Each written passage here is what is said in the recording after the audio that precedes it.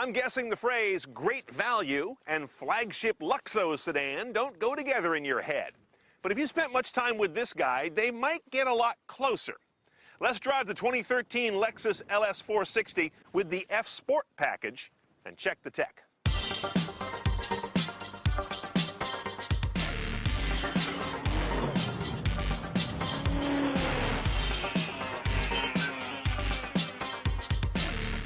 Now, with this LS in F Sport trim, who's Lexus going after? Clearly not BMW. They don't even do an M7. But that leaves the S-Class in its AMG version, and of course Audi's 8 in the S trim. Lexus has always been known for a very fine touch on precision and luxury and nuance. But are they still top of the stack on tech? Inside, all Lexus, and especially the LS, scream high-tech in a 1970s Japanese way, which I offer as a compliment. Lots of buttons and indicator lights, crisp high-tech gauge faces, a lot of blue lighting, and a vaguely masculine touch. The same things I might say of a Technique's quadraphonic receiver. You navigate the lanes of this big widescreen with this, the Lexus Remote Touch Controller. I'll be honest, the novelty of it has worn off for me since its introduction a couple model years ago, and I now find it fiddly and imprecise. Under my hand, at least, it's just a lot of overshooting when I'm trying to cursor to something. So, of course, you can fall back to voice command, which is generally excellent in this LS in terms of comprehension, but kind of old school in that it generally requires button and beep parsing for each part of an address, for example. Enter an address. Enter an address. Searching, California. Say only the city name, or say change state. San Francisco. San Francisco. Rear cam is standard, but front cams, all-around cams, and a variable view rear cam don't show up here. Again, somewhat dated.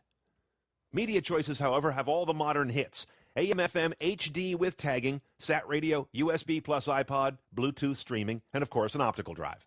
On top of that, you have Lexus' version of Toyota's groundbreaking Entune apps. Here they call it Enform.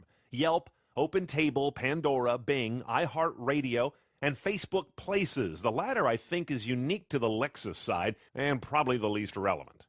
19-speaker, 450-watt Mark Levinson audio is a Lexus hallmark, but it remains an upgrade on the LS460.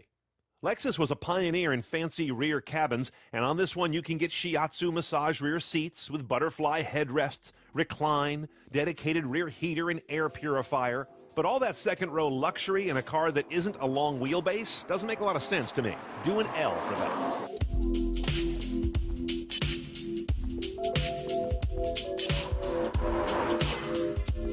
Lexus, of course, builds engines that seem to come out of the Rolex factory. And this one's no exception, even though you can't see any of it.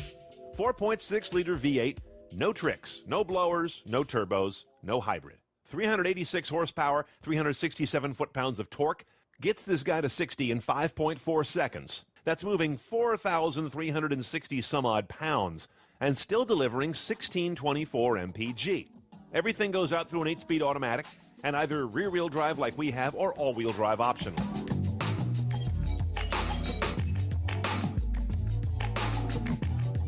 Now, on the way in the LS, you're totally aware of the smoothness of it. Right there with Audi, it's one of the smoothest engineered cars out there. They've dialed out almost all the noise, vibration, and harshness that the auto industry goes after as a basket of bad guys. On the other hand, it therefore has a certain softness almost. We were just driving the BMW 750 against this car, which we've got another video on head-to-head, and this is much more of a finer, softer, lighter input type vehicle, even though it's meant to be a very sport trim version with this F package. Now, like many cars in its category, we've got a couple sport settings, a normal setting, a couple of comfort settings. You may not find a huge difference between the ones that are in one end or the other. Like the two sports, I could use one. Same thing for comfort. But it's all software, so why not give people more features that they'll pay for? Even as an F-Sport, the power is somewhat buried in this LS until you go looking for it, and you still won't mistake it for an M car. When pressed and in sport mode with manual shifting and the lowered adaptive suspension doing its firmest, the big Lexus still feels like a fine car in performance mode more than a serious performance car that's also luxurious. I actually think that makes sense, certainly for an LS. No head-up display or night vision available here. Blind spot tech, though, is standard, as is lane departure control and collision avoidance that can flat stop the car at up to city speeds if it spots something out there that you don't, like a pedestrian. All right, here's my take on the LS460. In the F-Sport trim, it's a hell of a value. $72,800 was base. I threw every option at it. $16,000 and change for the ultra luxury package, and I barely got over $89,000. Compared to the Germans, that's a steal. The LS460 F-Sport slots a notch below AMG and M in terms of meanness. It's a nicer performance flagship, and for most, it's a smarter buy in terms of MSRP and depreciation. Lexus has the best app system in its class. Buy one of these because you like precision, comfort, and performance. But when the AMG car pulls up alongside you at a light, wave him on.